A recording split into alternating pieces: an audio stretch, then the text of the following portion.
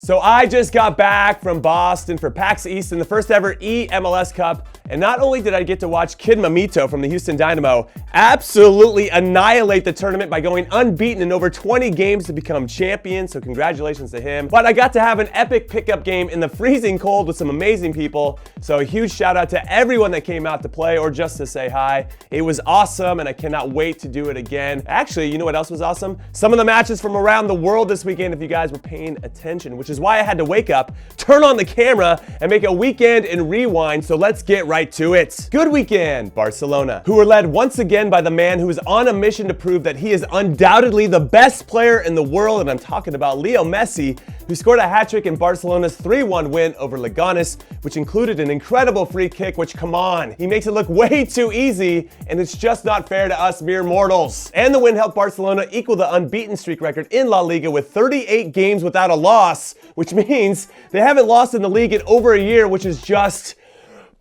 And with the second place and third place teams drawing 1-1 in the Madrid derby, Barcelona is one step closer to securing the league title, and yes, I'd like to think that it's pretty nice to be a Barca fan right now. Bad weekend, Manchester City. With a chance to clinch the Premier League title at home in front of your supporters who never completely fill up the stadium, though I'm sure there's some pre-oil money loyal ones in there somewhere. And against your biggest rival, Manchester United, you were leading 2-0 at the half, and you were in complete control of the game, and then you got Paul Pogba, who scored 2 very good goals in a 5-minute span. Then Chris Smalling sealed it on a set piece when you guys fell asleep. And with a few David De Gea world-class saves along the way, they completed the comeback, and you lost 3-2. And that has to suck some big donkey balls for so many different reasons. But the one that has to hurt the most is that you gave up 3 goals to the most defensive big club in the world. In fairness though, United actually start to play when they're losing because they know at that point they can't defend their way to scoring goals anymore. So the players play a lot more free and actually go forward with numbers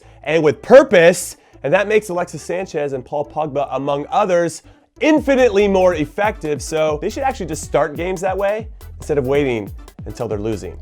I don't understand how that happens to even the best players in the world. Anyway, now with City's vulnerability and Raheem Sterling's lack of confidence in front of goal on full display, we'll see if City have the energy and desire and determination to fight back from 3 goals down to beat Liverpool in leg 2 of the Champions League quarterfinals, which personally, I don't think they have it in them. I really don't, because if they can't do the little things that are necessary to win, like tracking late runners into the box or marking players on set pieces with a league title on the line against their bitter rival at home, then they're not going to pull off a miracle comeback either, even if Dejan Lovren is on the other team, which means that City could lose 3 straight games in 7 days, which has to be unheard of for a Pep Guardiola managed team. Good weekend, Christian Pulisic, because not only did our American Lord and Savior net the game winner in Borussia Dortmund's 3-0 win over Stuttgart, which was only his 4th goal of the season. I thought he had scored a few more. He also owned up to the fact that he mishit a cross that turned into a shot, or as I like to call it, a schross, as it looped over the goalkeeper and hit the upper corner of the far post. That was my reenactment. Also, I feel like most goal scorers would play coy or act like they intended to do the miraculous, which is what I definitely would have done. Like, I totally meant that. Why wouldn't I? Look at this face, look at these skills, of course. It was actually quite refreshing to see that Pulisic owned up to it. And I actually feel like it was refreshing for Dortmund fans to get this result, because I'm sure they're still working through the shock and awe of getting their asses beat the week before by Bayern Munich 6-0, which is still unacceptable. I don't know how they let that happen. And speaking of Bayern Munich, a big congrats and Hoovercraft to the Bavarian Giants for winning the Bundesliga for the 6th straight season, which, whether you rate the German league or not, it is an impressive achievement, especially when you consider that no other German club has ever won more than 5 league titles in total. And these guys did it 6 straight seasons, and which, theoretically, should allow Super Bayern to focus all of their energy on the Champions League and the DFB Pokal final against Bayer Leverkusen next weekend, which means the genius that is Bayern manager Jupp Heynckes has his players peaking at just the right time, which kind of feels like the exact opposite of what Pep is doing with City. But I digress. Bad weekend. Some losers this weekend in MLS. Like the Portland Timbers, who were 10 minutes away from giving their new manager, Gio Savarese, who I think is a terrific guy and a terrific coach, his first win for his new club, but their opponent, Orlando City, scored 3 goals in those 10 minutes to win 3-2, and I am gutted for Gio. I don't know why I'm laughing. I feel really bad, and that's the way I'm expressing it. Also, both LA teams, and we're gonna start with the Galaxy first because they tried the same formula as last week by being down 2 goals at home before bringing the miracle worker Zlatan Ibrahimovic on as a super sub. And sadly for all of us watching, he couldn't work his magic again because my former club, Sporting Kansas City, is just a tad better at defending than LAFC, and the Galaxy lost 2-0. And speaking of poor defending in LAFC, the newest expansion team in MLS went to Atlanta and played like an expansion team and got smoked 5-0, so I think it's official. The honeymoon is over, fellas. And then finally, the Montreal Impact lost to the New England Revolution 4-0, which has to be soul-crushing, even though they got an early red card that they could use as an excuse, which I know changed the whole complexion of the game, but still, it's the Revs. Nobody loses to the Revs like that, so have some respect for yourselves, Montreal. Good weekend, Paulo Dybala, who, and please correct me if I'm wrong, seems to have a little Romelu Lukaku-itis. That's a tongue twister for me, Romelu Lukaku-itis. When he rakes goals against lesser opposition, but then a good portion of the time, not all the time, but a good portion of the time, he disappears against the bigger clubs, which is maybe why Jorge Sampaoli might not take him to the World Cup with Argentina, which seems crazy until you think about it some more. Either way, that shouldn't detract from Dybala's wonderful performance and 3 goals in Juve's 4-2 win on the road versus Benevento, which has now set a career high for him for most goals in the league in a single season. He has 21 now, which is only 3 behind Mauro Icardi and 6 behind the leader, Ciro, the hero Immobile. Also, Dybala and Juve were this close to having a great weekend because Napoli, who are in second place and right behind them, was losing at home to Chievo Verona with less than 5 minutes to play, but Napoli scored in the 89th and 93rd minutes to escape with a 2-1 win, which keeps Napoli 4 points behind Juve, which then, if you're doing the math at home, keeps them within striking distance, and that's great news for everybody, especially the neutral fans, because these two play each other in 2 weeks' time, and it is going to be an epic game, and I'm already excited for it. And I kind of want to fly over there to see it. God, do I have that in me to go do that? I really want to. What a game that'll be. Bad weekend, me. And I probably should have started the whole video here just to get it out of the way because I missed all my predictions, which, come on, that never happens. I said 2-2 in the Manchester derby, and it was 3-2. So it was kind of close. And then I said Madrid would beat Atleti 2-1 in the Madrid derby, and it was 1-1. And again, that was kind of close. And then I said Everton would win the Merseyside derby over Liverpool by 1 goal, and it ended 0-0.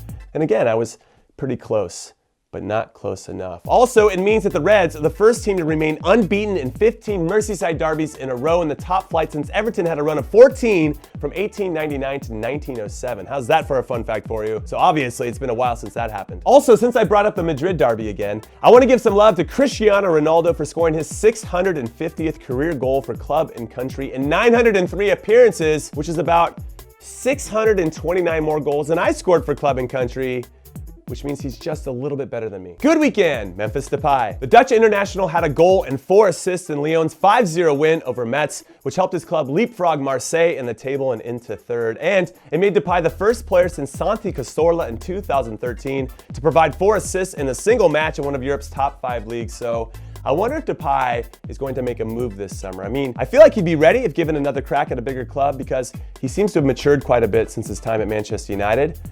But where would he go? Bad weekend, Palmeiras. Up 1-0 after leg 1 in the Paulista State Championship over their rivals Corinthians, they headed home to play in front of their supporters and their supporters only since, and I'm not sure if you're aware of this or not, I think I mentioned it before, but away fans aren't allowed at games in Brazil anymore due to the amount of violence that occurs.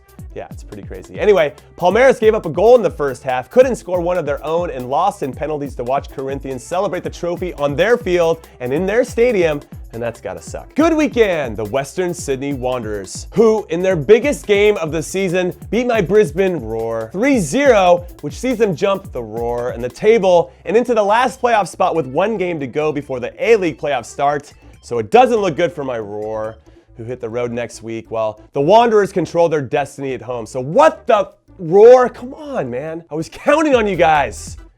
Let me down. Bad weekend, Chelsea. Because they got Chicharito'd, baby, which has allowed the Arsenal to get to within 3 points of them in that last Europa League spot, which I don't really feel like the Gunners are gonna need anyway, since they're gonna win this season's Europa League to get into the Champions League next season. And you know that's what's gonna happen, so stop fighting it. I can feel it in my bones. You can feel it in your bones. It's what's going to happen. The script is already written.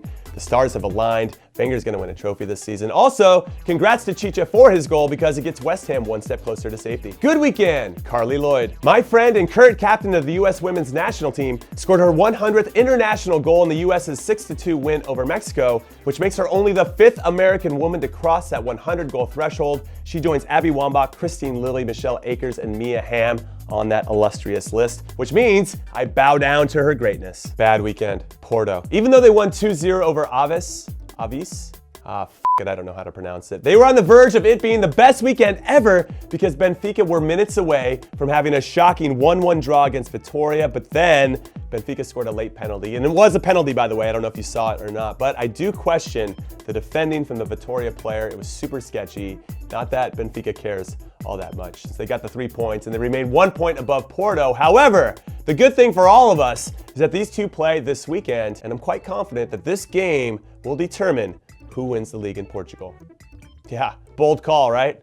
That's why I'm here. Good weekend to Luca, because they passed the test about whether they have the goods or not to win the Clausura title in Mexico this season after they beat and shut out the reigning champions Tigres 1-0, which I assure you is no easy feat. Also, Tigres, come on, amigos, pick up your games, no mames. Bad weekend, Boca Juniors. For losing at home to a team in Argentina, Defensa y Justicia, and this is their badge. You guys see it over here?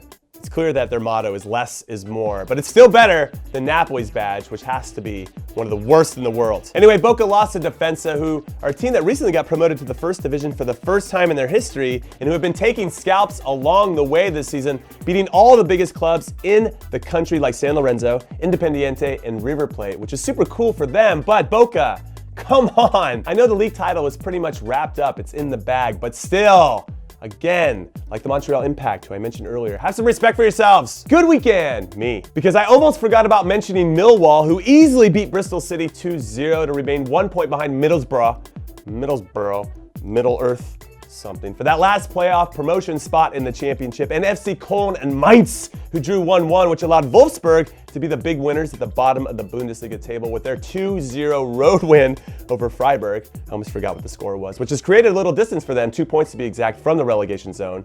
Hopefully they can keep that up. And AZ Alkmaar, who had a 2-0 lead over PSV Eindhoven at home in the second half, and then they gave up 3 goals in 6 minutes to lose 3-2. But I didn't forget to mention everyone that I wanted to talk about, and I am so proud of myself. So all right, that is it. I am done talking, but fun fact for you, I'm heading to Manchester, England tomorrow. So if you live in that area, be on the lookout for a pickup game because it's definitely gonna happen. I just don't know exactly when and where yet, so that's why I need you to pay attention. And as for the rest of you, I'm sure I'm gonna come to a city near you in the very near future. And when I do, we can play some pickup then. Is that cool? Cool. See you soon. Later. Wait, whoa, what's up? It's Mike K. How's it going? You're probably asking yourselves why I'm holding a broom. I'll get to that in a second. What you're probably actually really wondering is who won the Warm Baller swag for correctly predicting the score of the Manchester Derby. Well, Jimmy forgot. So I'm here to clean up his mess. So the winners, and there are 2 of them. One is Sandra Santos and one is Brandon L. But I'm gonna call him Brandon W because he won. It's actually Brandon L. It's not, if there's a Brandon W who correctly predicted the right score, you didn't win. It's Brandon L. So yeah, hit up Jimmy on the YouTube messages or Twitter. You can hit me up too if you want, and I'll probably just tell you to hit Jimmy up. But yeah, do that and get your swag. Okay, later.